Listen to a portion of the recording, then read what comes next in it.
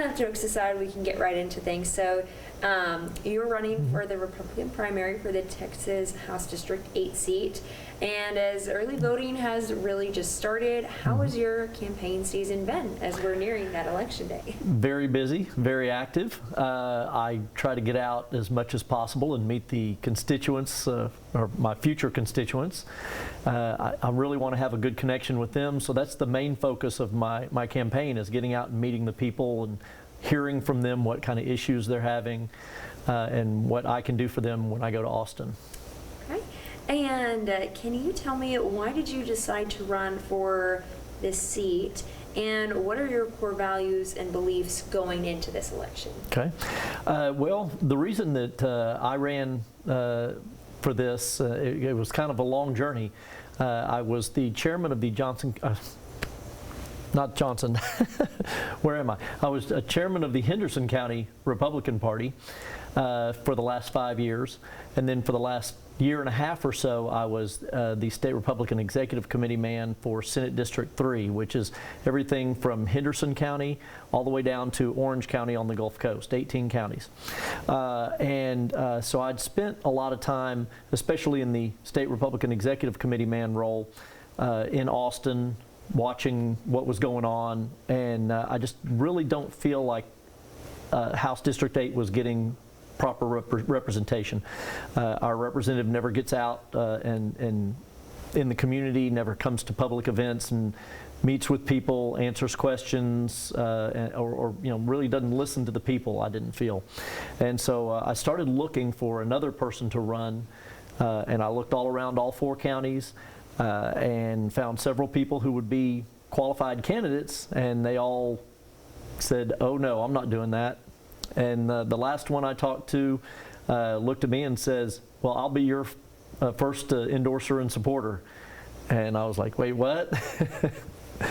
So I had to do some praying and thinking and reviewing some financials, because I decided if I'm going to do this, I'm going to have to shutter my law practice. I'm a sole practitioner, and I'm going to have to shutter my law practice. Can I afford to do that? And my wife and I looked at our finances, and we could survive without my income, and so we decided that I was going to do it. And you asked about, I guess, some of the values, I guess, is what it was. I'm a constitutional conservative. I believe in small government, small taxes, low regulation, allowing the people to decide what's best for them, allowing businesses to do what's best for that business. I understand there has to be some types of regulations and laws, I get that, and some type of government. But 250 years ago when we were founded, the vision of our forefathers was that the people were the government, and that every once in a while they would have elections and they would hire representatives to run that government for them. And so you really have to remember that the elected official is the employee of the people. The people are the boss. And an elected official is supposed to listen to the people and then do what they tell that elected official to do.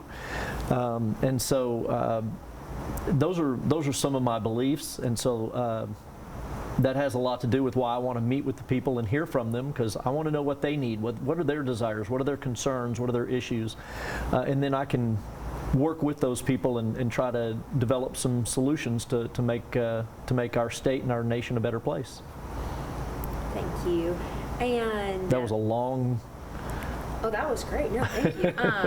Don't worry about that. Yeah. We love to listen, so as much as you want to talk, don't worry, I will not be cutting you off. And how do your main values that you just told us about compare to those of your other candidate opponent, Cody Harris? Well, as I mentioned earlier, I don't think he gets out and meets with the people. He doesn't tend to represent, his votes in Austin don't tend to represent the will of the people of House District 8. It appears that he is trying to satisfy the governor and the Speaker of the House and whatever special interests are giving him money, and that's not who elected him. I want to be a representative of the people. I'm not going down there to to make money or to gain power or to climb the ladder of elected official positions. I have no ambitions to. I really didn't have an ambition to be a state representative until it was kind of thrown back on me, and I think that's really the difference is I want to work for the people of House District 8, whereas my opponent doesn't seem to be in that. Doesn't seem to be interested in doing that. Okay. As a follow-up to that question, why should voters choose you over re-electing him? I'm always going to be honest, transparent. I'm always going to respond when they try to contact me. I will be available. I'm going to be a full-time state representative. I'm not going to work for myself or someone else in an outside business. I will be a full-time state representative when legislature is in session on weekends, Saturdays and Sundays. Typically we won't be working. We'll be coming back to wherever we're from, and I'll be holding town halls around my district to meet with the people and tell them what's going on in Austin, and then hear what their thoughts on those things are, and then take those back to Austin, to pursue their interests. I don't know what else to say. To the next question. I don't know if that answered the question. I think it did, but I'm not sure. What are some of the main topics and issues you've heard from people in District 8, and how do you plan on serving people if elected? Well, there are really two main issues that people have brought up. One is property taxes. People are, the property tax system in Texas is broken. If your commissioner's court lowers your property taxes, then your appraisal district raises your property value, and you end up paying more taxes, and vice versa. So and then the comptroller, the Texas comptroller, holds school funds hostage over your property tax appraiser, and forces them to raise property values, which that doesn't make sense to me. I mean, whatever the last sale of that property is, that's the last objective valuation of that property, and just some random guess at a number of what it could sell for today is not accurate at all, and I don't know why you should be forced to pay tax at a higher rate than what your property is really valued at. Another thing is, I don't like the fact that we get the funding to support our police and our fire and build our roads and run our schools from property taxes. I think there's other ways we can do that. I think we could take enough of the waste, fraud, and abuse out of our state budget to cover most, if not all, of the property taxes. A person shouldn't fear losing their home because their property valuation and taxes have gone up to the point where they can't afford their home anymore. And I think we need to find a better way to fund those things that I mentioned. Oh, the other issue was water. This billionaire from Dallas has come over here and wants to drain our aquifers with high capacity water wells that are going to take 15 billion gallons of water out of our aquifer every year. Our aquifer can't sustain that. It will literally dry up. There won't be any water left, and most of rural East Texas survives on groundwater, underground aquifers. We can't allow someone to take that water and transport it hundreds of miles away to satisfy some need somewhere else. We have to do something. The rule of capture was put into place in 1904. Technology was vastly different back then, so we're going to have to modify the rule of capture to protect the property owners in East Texas so that they can have water to drink, to bathe in, to water their animals, to water their crops, it's an absolute necessity.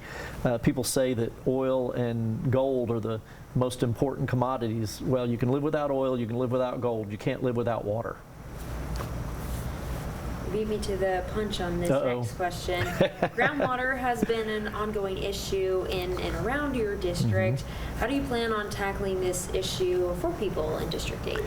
Well, the first one I already mentioned is modifying the rule of capture. We've got to somehow limit the amount of water. If you take more than X amount out of the ground, then you cannot transport it more than X miles from the source. That number has to be big enough that protects our rural water districts, that where people have formed a cooperative where there's wells and it feeds an area as a water supply. And it would protect the individual property owners who may have a well in their backyard, but it would stop someone who wants to take the amount of water that this person from Dallas wants to take and transporting it wherever he's taking it. And so that's one issue. Another issue is we've got to find a way to help these rural water districts and small municipalities to repair and maintain their infrastructure, their water pipes. Some of them are over 100 years old.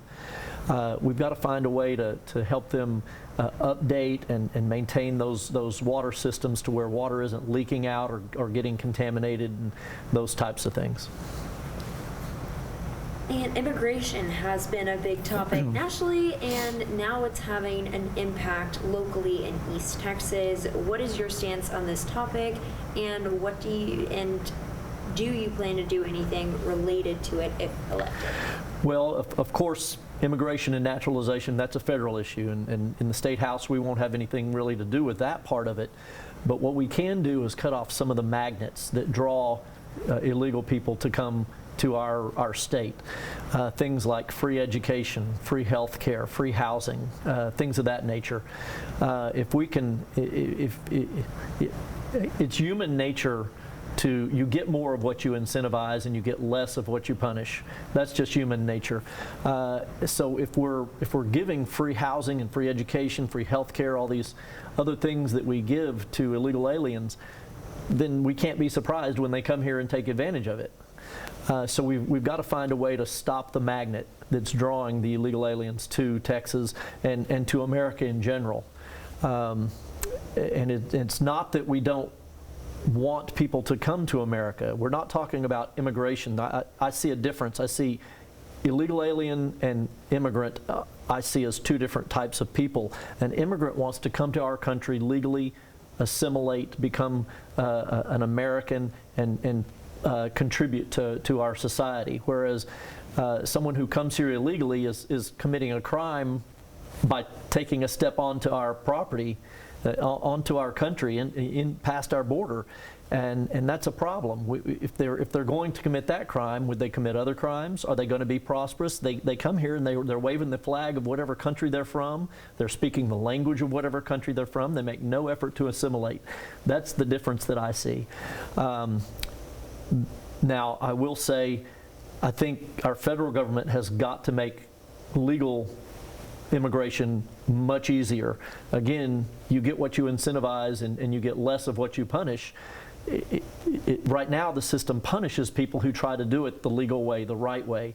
It takes a long time. You have to hire an attorney. It costs a lot of money, and it's a very burdensome process. Whereas it's very easy just to walk across the border and enter our country illegally. So that's something that our federal government's going to have to work on too. Okay, 2 more questions. What is your main message to potential voters as we near Election Day? My main message would be, if you want a state representative who will represent you, not the special interests, not the elite in the government, the governor and the Speaker of the House. If you want someone who will listen to you, then I should get your vote. I'm here to work for you. I understand I will be your employee, and I have to come back and listen to my boss every once in a while and get input on how I'm doing and what they want me to do now. And so that's why I believe you should vote for me. And last question, is there anything I didn't ask you about that you would like to speak about or mention now? Wow. I've been involved in the Republican Party since I was 19 years old. I was living in Fort Worth, Texas, and I woke up in 1984, and Ronald Reagan was running for re-election, and I decided I was going to go down and volunteer to knock doors for Ronald Reagan's re-election campaign. And that's really where I got my start. It actually goes back further than that. When I was 7 years old, I remember sitting on my grandmother's carpet at her house in Amarillo watching the Watergate hearings as a very young child. So I guess I'm a political nerd in that respect. I've been county chair in 2 different counties for the Republican Party. I've served as a state Republican executive committee man. I've been to Austin. I don't know. I can't even count how many times I've been to Austin to testify on bills, in front of committees, to lobby the representatives just as a citizen lobbyist, not a paid lobbyist, just to go down as a citizen and lobby in favor of or opposing certain bills that were being considered. I'm not a newcomer to this. I understand how the system works. I know how a representative is supposed to function and represent their people. I know how to build those relationships with other state representatives and senators to get the bills that are needed, to get those passed.